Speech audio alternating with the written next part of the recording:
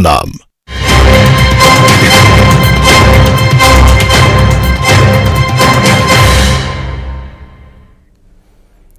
नमस्कार, मैं हूं आशीष त्रिपाठी आपके साथ और शुरुआत इस वक्त की अहम खबर से। सिवनी से आ रही अहम खबर, जहां नाले में एक शख्स के बह जाने के बाद अब उसका शव मिला है। सोमवार को नाला पार करते समय शख्स इसमें गिर गया था और मरारी टोला के पास झाड़ियों में इसका शव मिला है। मृतक की बाइक भी नाले से ही बरामद हुई और नाले में बह जाने का वीडियो भी सामने आया था। बरघाट के कोनार खुर्द गांव का यह पूरा मामला बताया जा रहा है, जहां एक शख्स नाले में बह गया था और उसके नाले में बह जाने की तस्वीरें भी सामने आई थीं और फंते नाले को पार करने की कोशिश की जा रही थी और अब ये तस्वीरें सामने आई हैं। दरअसल अब उस शख्स का शव बरामद कर लिया गया है और इस पूरे मामले में जो अब तक कार्रवाई की जा रही है उसके अनुसार अभी तक जानकारी मिली है कि ये वही शख्स है जिसका वीडियो सामने आया था। दरअसल नाले में बह गए शख्स की बाइक भी बरामद हुई है।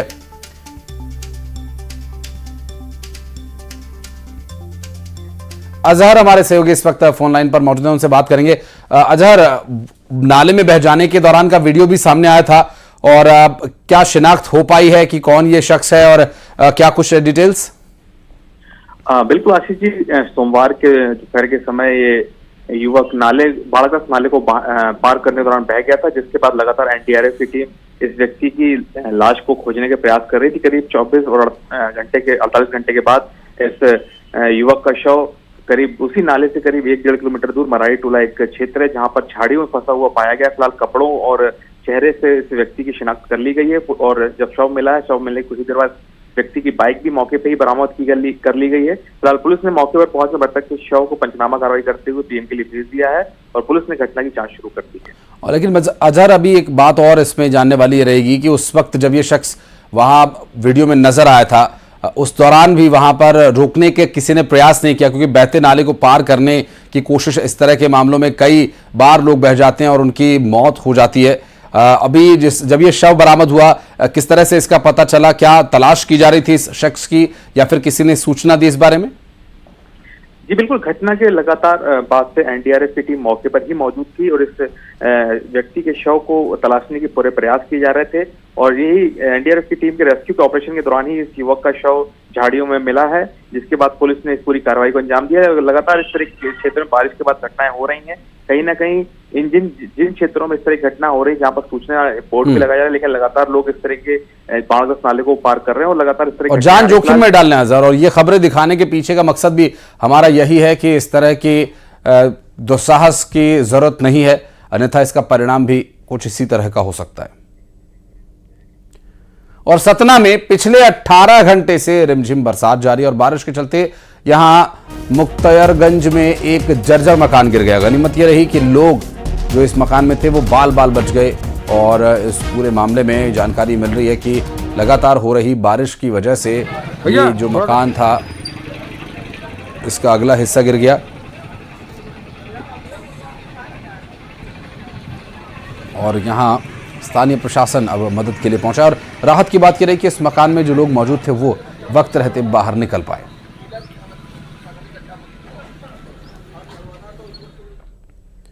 और खबर टीकमगढ़ से, जहां जोरदार बारिश की वजह से चारों तरफ जलभराव हो गया है और शहर की गलियां पानी से लबालब हैं। आपको बता दें कि पानी की निकासी की व्यवस्था ठीक तरीके से न होने की वजह से बारिश का पानी शहर में लगातार जमा हो रहा है, जिसकी वजह से शहरवासियों को मुसीबत का सामना करना पड़ रहा है। हर साल टीकमगढ़ शहर में बारिश के दिनों में ऐसा ही नजारा देखने को मिलता है। हर बार की तरह इस बार भी नगर पालिका ने जल जमाव की समस्या से निपटने के लिए कोई इंतजाम नहीं किए हुए थे। आजा सेठ।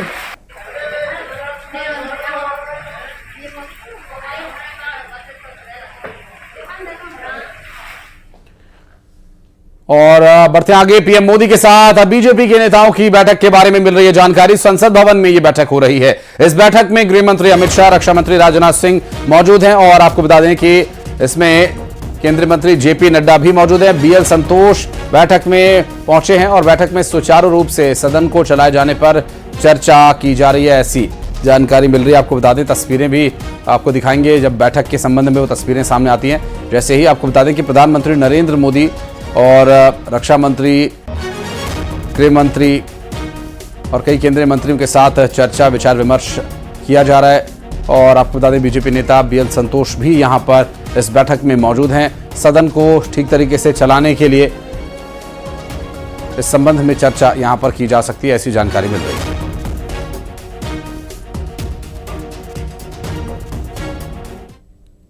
और टीकमगढ़ में कपड़े की दुकान में भीषण आग लग गई और आग में 2 लोगों के फंसे होने की जानकारी मिल रही है। एसपी समेत पुलिस के अधिकारी मौके पर मौजूद हैं। आग में 2 लोगों के फंसे होने की जानकारी मिल रही है। एसपी समेत पुलिस के अधिकारी मौके पर मौजूद हैं। फिलहाल आपको बता दें कि टीकमगढ़ में कपड़े की दुकान में आग लगी थी। आग कैसे लगी अभी तक स्पष्ट नहीं हो पाया है। आग की वजह से यहां 2 लोग अभी फंसे हुए बताए जा रहे हैं और भारी बारिश के बीच आग लगने का ये पूरा मामला सामने आया है। और हैरानी की बात है कि तेज बारिश होने के बाद भी आग बड़ी तेजी से फैल रही है और ये तस्वीरों में दिखाई दे रहा है। हालांकि इस वक्त जो ताज़ा जानकारी मिलने तक आग पर काबू पा लिया गया है और कुछ एक हिस्सा जो है जिसमें हल्की अभी आंच है, बाकी उसे शांत करने का प्रयास लगातार किया जा रहा है। टीकमगढ़ से पूरा मामला सामने आया और आग में 2 लोगों के फंसे होने की जानकारी मिल रही है। जहां पर आग लगी है उसके दूसरे फ्लोर पर बताया जा रहा है कि 2 लोग फंसे हुए हैं जिन्हें बाहर निकालने का प्रयास किया जा रहा है। और इस आगजनी की घटना के पीछे का कारण शॉर्ट सर्किट होना बताया जा रहा है और इस पूरे मामले में 2 लोगों को बचाने का प्रयास भी अभी तक किया जा रहा है, क्योंकि बारिश इतनी तेज होने के बावजूद ये आग भड़की और आग नहीं शांत हुई। कोशिश जब की गई तो फायर ब्रिगेड के द्वारा की गई कोशिश कामयाब हो सके। और राजीव रावत हमारे सहयोगी जुड़ के बात करेंगे उनसे। राजीव, क्या है ताजा अपडेट? देखिए, जो दमकल की गाड़ी है वो तमाम मौके पर मौजूद है और चारों तरफ से आग बुझाने का प्रयास किया जा रहा है। जो एसडीओपी कार्यालय है वहां से दीवार को तोड़ा गया है ताकि अंदर जा सके और आग जो है वो उसको फैलने से बचाया जा सके। और क्योंकि 3 मंजिल है और जो तीनों मंजिलों में लगातार आग जल रही है और अंदर काफी तेज आग है, जिसको लेकर वहां पे 2 लोग अंदर जो उनके लोग हैं वो फंसे हुए हैं, उनको निकालने का प्रयास भी किया जा रहा है। जो साथ ही से आर्मी की जो टीम है वो बुलाई गई है, क्योंकि जो अंदर फंसे हैं उनको एक्सपर्ट जो आर्मी की टीम है वो ही निकाल सकती है, क्योंकि अंदर 2 लोग फंसे हुए हैं और उनको निकालने का सबसे पहले प्रयास किया जा रहा है। जो प्रशासन के तमाम अधिकारी मौके पर मौजूद है, कलेक्टर मौजूद है, एसपी मौजूद है, जो लगातार टीमें हैं वो आग बुझाने के लिए प्रयास कर रहे हैं। दमकल की गाड़ी एक बीना से रिफाइनरी, जो बीना भारत सरकार की रिफाइनरी है, वहां से भी दमकल की गाड़ी को बुलाया गया है। ललितपुर से भी दमकल की गाड़ी को बुलाया गया है। आग काफी तेज है और अंदर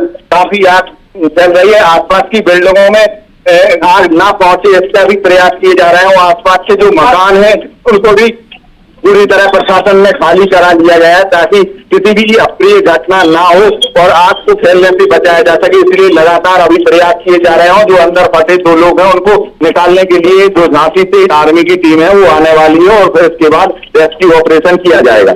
बिल्कुल राजीव, और लोगों को निकालना सबसे बड़ी प्राथमिकता रहेगी। बहुत बहुत शुक्रिया आपका इस पूरे मामले पर जानकारी देने के लिए। नजर बनाए रखिएगा, आगे अपडेट लेने के लिए फिर संपर्क करेंगे आपसे। और इंदौर में चड्डी बनियान गिरोह का खौफ एक बार फिर पनप रहा है। दरअसल हथियारों से लैस बदमाशों ने बंगले को निशाना बनाया और 1 घंटे तक ताला तोड़ने की, दरवाजे को तोड़ने की कोशिश हुई। दरवाजा नहीं टूटने पर फिर यहां से बदमाश खाली हाथ लौट गए, अपना सामान लिया और सीसीटीवी में ये पूरे मोहल्ले में इसी मुंह के साथ घूमते रहे। लसूड़िया थाना क्षेत्र के तुलसी नगर का ये पूरा मामला बताया जा रहा है, जहां पर कि ये चड्डी बनियान गिरोह एक बार फिर से एक्टिव हो गया है।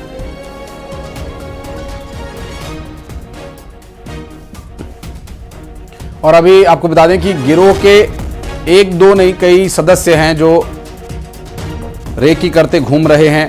पहले रेकी करते हैं और फिर रात के वक्त किस तरह से वारदात को अंजाम देना है इसके बारे में उस प्लान को एग्जीक्यूट किया जाता है। तस्वीरें हम आपको दिखा रहे हैं जहां पर कि बंगले का ताला तोड़ने की कोशिश की गई काफ़ी देर तक। उसके बाद जब कोई कामयाबी नहीं मिली तो वहां से 5 से 6 आरोपी जाते हुए नजर आ रहे हैं। बदमाशों ने बंगले को निशाना बनाया लेकिन कामयाबी नहीं मिली। फिलहाल आपको बता दें कि ताला दरवाजा दोनों ही तोड़ने की कोशिश की गई। चड्डी बनियान गिरोह का ये आतंक अब एक बार फिर इंदौर की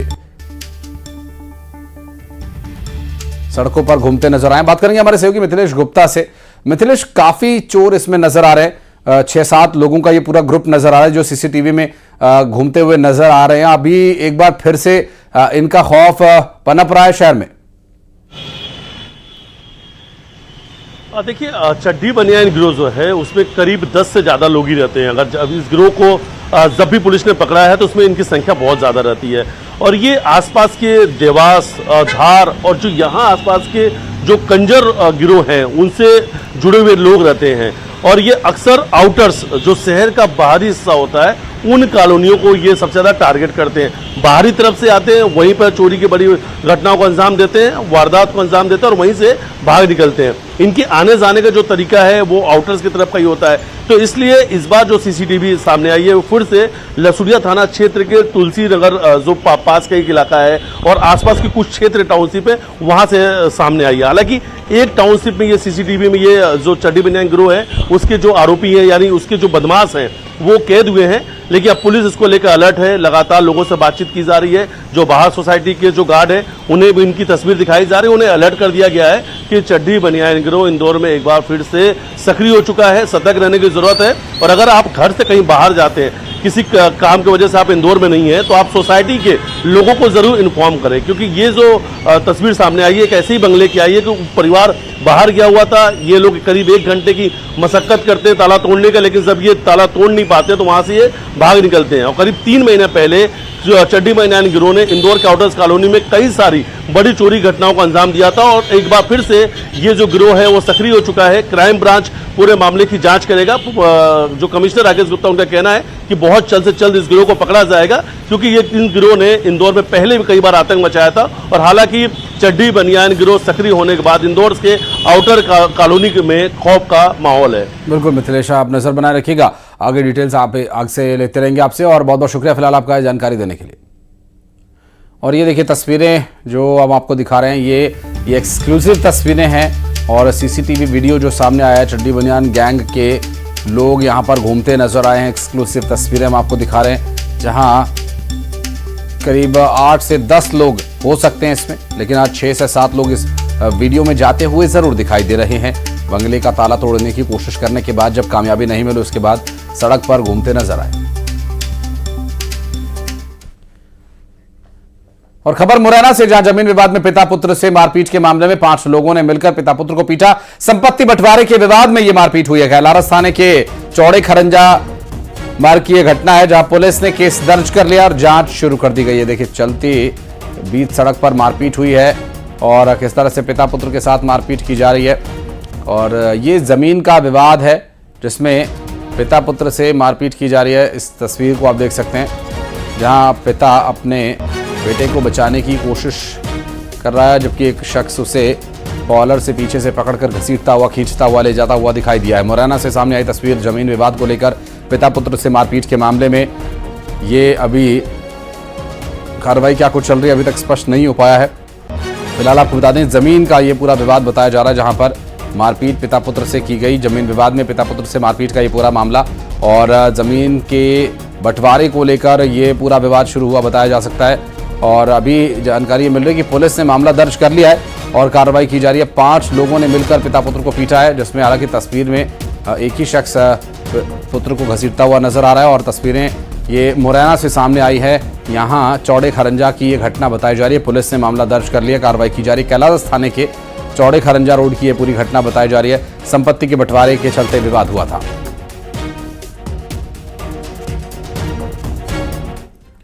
और गुना में पेड़ से बांधकर युवकों के साथ मारपीट की गई और यहां बेरहमी से उन्हें पीटा गया। उनका वीडियो बनाया गया और वीडियो बनाकर सोशल मीडिया पर भी डाल दिया गया। इलाके में दहशत फैलाने के लिए मारपीट की गई ऐसा बताया जा रहा है। दुधई गांव का ये पूरा वीडियो बताया जा रहा है, जहां कुछ युवकों को बांधकर पीटा गया बेरहमी से। हालांकि कारण क्या रहा ये मारपीट करने का, ये अभी तक स्पष्ट नहीं हो पाया है।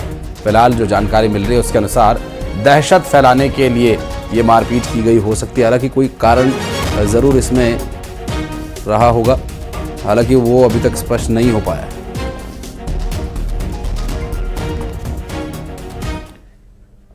और अब अगली खबर भोपाल के बड़ा तालाब से, जहां 2 लोगों की आत्महत्या का एक मामला सामने आया। बड़ा तालाब में उन्होंने छलांग लगा दी और आत्महत्या कर ली, जिसमें एक महिला और एक पुरुष का शव मिला है।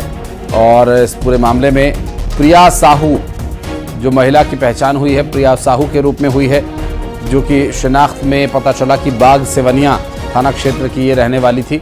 और मृत पुरुष के नाम की पहचान अभी तक नहीं हो पाई है। बोट क्लब वाले हिस्से में तालाब में कूदकर इसने जान दे दी थी। मॉर्निंग वॉक पर आए लोगों ने पुलिस को इसकी सूचना दी। पुलिस ने 3 से 4 घंटे में इस बॉडी को रिकवर किया यहाँ से, और अब पूरे मामले में क्या कुछ कार्रवाई की जा रही है, डिटेल्स आगे आप तक पहुंचाएंगे। फिलहाल अभी कोशिश ये की जा रही है कि उस पुरुष की भी शिनाख्त हो सके जिसका शव यहाँ से मिला है, और एक महिला और एक पुरुष की डेड बॉडी यहाँ पर तैरती पाई गई है। और अभी तक जो जानकारी मिल रही है उसके अनुसार बताया जा रहा है कि ये तालाब में कूदकर आत्महत्या की गई हो सकती है। देखिए आप सुबह पता पड़ा था, भ्रमण में आए थे तो पता पड़ा कि एक गाड़ी खड़ी है साइड में। वो गाड़ी को हमने देखा तो आसपास देखा तो एक बॉडी हमें दिखी पुरुष की, सर दिखा उसका। फिर हमने उसके कपड़े यहाँ पे देखे तो एक चप्पल, 2 चप्पल थी और एक दुपट्टा था। और आगे देखा तो महिला की डेड बॉडी मिली। फिर इस गाड़ी के नंबर से पता इनका निकला, मकान नंबर 346 विश्वकर्मा नगर, बाग मुगालिया, बाग सेवनिया, होशंगाबाद रोड, विश्वकर्मा नगर, भगवान, थाना बाग सेवनिया। नाम पूछा है क्या? इसमें प्रिया साहू क्लियर हुआ है। परिजनों से संपर्क किया गया? इसकी माँ से संपर्क किया है, माँ का नाम पार्वती बाई है।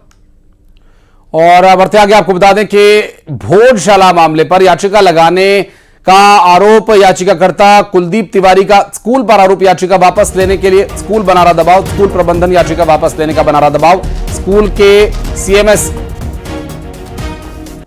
लखनऊ के सीएमएस स्कूल पर दबाव का आरोप। लखनऊ के सीएमएस स्कूल में शिक्षक थे कुलदीप तिवारी, और इंदौर हाईकोर्ट में इस प्रकरण में याचिका लगाई गई थी। याचिकाकर्ता कुलदीप, भोजशाला मामले पर इंदौर हाईकोर्ट में 4 याचिकाएं लगी हुई हैं।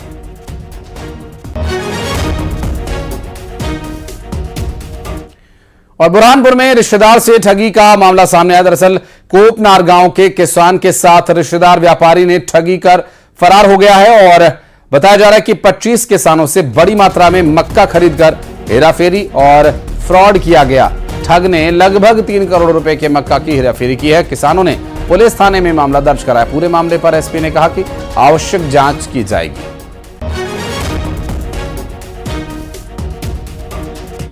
महाजन करके करकी का जो है एक व्यापारी है जो हमारे फोपनार में है और हमसे मक्का खरीदी करके गया। कितने किसान? लगभग 25 से 30 किसान हैं हम। कितने राशि?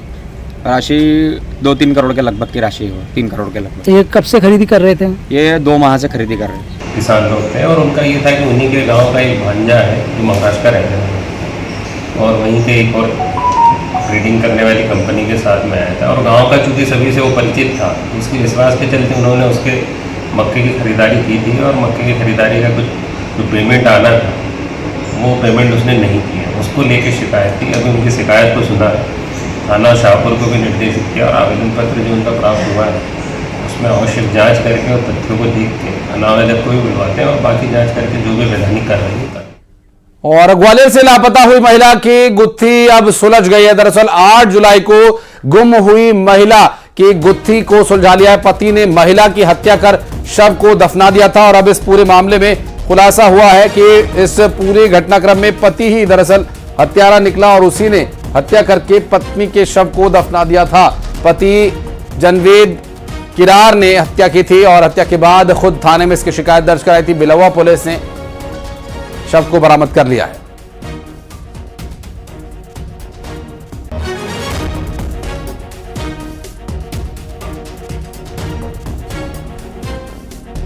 आपको बता दें कि 8 जुलाई का यह पूरा मामला है, जब इसके गुमशुदगी की खुद आरोपी ने रिपोर्ट दर्ज कराई थी।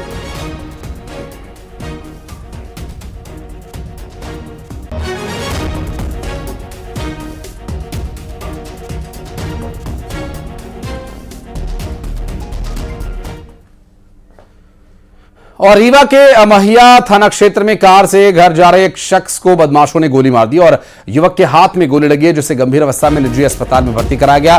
खुटेही मोहल्ले के पास इस वारदात को अंजाम दिया गया। पुलिस मौके पर पहुंची और आरोपियों की तलाश की जा रही है।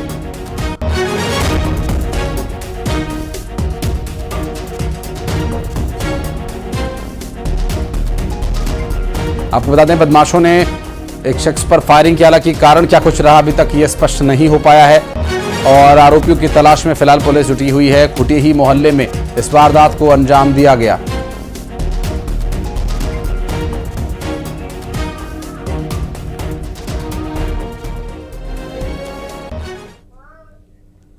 और बढ़ते आगे, सतना में 15 दिन के बाद फिर से मॉनसून लौट आया है। जिले के कुछ इलाकों में लगातार बारिश हो रही है और बारिश की वजह से स्कूल टापू में बदल चुके हैं। बच्चों की पढ़ाई पूरी तरह से ठप हो गई है। बच्चों को पानी से होकर स्कूल जाना पड़ रहा है। साथ ही स्कूल के भवन भी जर्जर हो चुके हैं और बच्चों और शिक्षकों का स्कूल आना किसी बुरी घटना को न्योता देने के बराबर है। स्कूल के प्रिंसिपल का यह कहना है कि हर साल बारिश में स्कूल का यही हाल होता है और हमने कई बड़े अधिकारियों को इसकी जानकारी दी, लेकिन आज तक इस ओर कोई काम नहीं किया गया, जिसकी वजह से ये समस्या बनी हुई है। स्कूल की हालत जर्जर है, पानी भरा हुआ है, बच्चे इसी पानी से होकर गुजर रहे हैं। तो सतना के बच्चों का ये मुस्तकबिल कितने अंधेरे में है या पानी में, ये आप अंदाजा लगा सकते हैं कि बच्चों को कैसे पानी में से होकर जाना पड़ता है। और स्कूल की हालत देखिए, किस बुरी हालत में बच्चे पढ़ रहे हैं और इस भयानक भीषण बारिश में कभी भी कोई भी दुर्घटना हो सकती है। ये जो पूरा दृश्य है यहाँ के हालात को बयां करता हुआ, बच्चों की पढ़ाई तो प्रभावित हो ही रही है, जान भी उनकी जोखिम में है।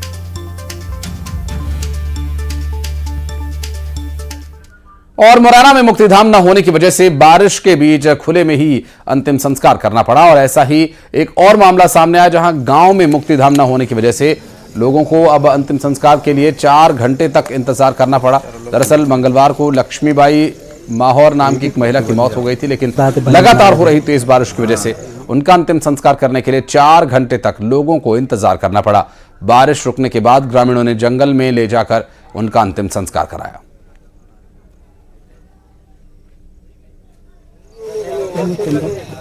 तो ये तस्वीरें जो हैं, इस तस्वीर को देखकर आप अंदाज़ा लगा सकते हैं कि ये तस्वीर अपने आप में पूरे सिस्टम की स्थिति को बयां कर रही है और मरने के बाद भी मुक्ति मिले ये ज़रूरी नहीं। अंतिम संस्कार करने तक का यहाँ पर इंतज़ाम नहीं है। और बैतूल के जाकिर हुसैन वार्ड से पार्षद नंदिनी तिवारी पिछले 2 दिनों से अपने वार्ड के गड्ढों को खुद ही भर रही हैं। नंदिनी तिवारी ने नगरपालिका पर भेदभाव करने का आरोप लगाते हुए उनके वार्ड के गड्ढों को नहीं भरने का आरोप लगाया और नाराज वार्ड पार्षद खुद अपने हाथ में फावड़ा लेकर गड्ढों में डस्ट डालकर उन्हें भर रही हैं। नंदिनी तिवारी का कहना है कि उन्होंने 9 दिन पहले जेसीबी मांगी थी जो अब तक मिली नहीं है, तो ये काम खुद ही उन्होंने अपने हाथ में लिया है और अब वो अपने स्तर पर इसमें डस्ट डालकर इन्हें भरने का काम कर रही है।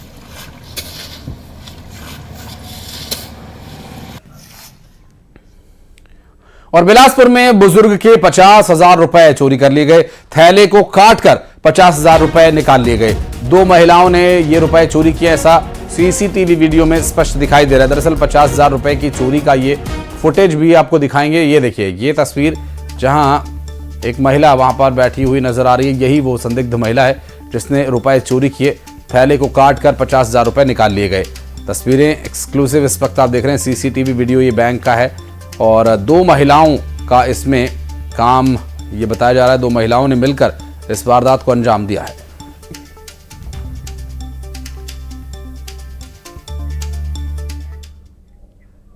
और यहां रुक रहे एक छोटे से ब्रेक के लिए, जल्द लौटते हैं।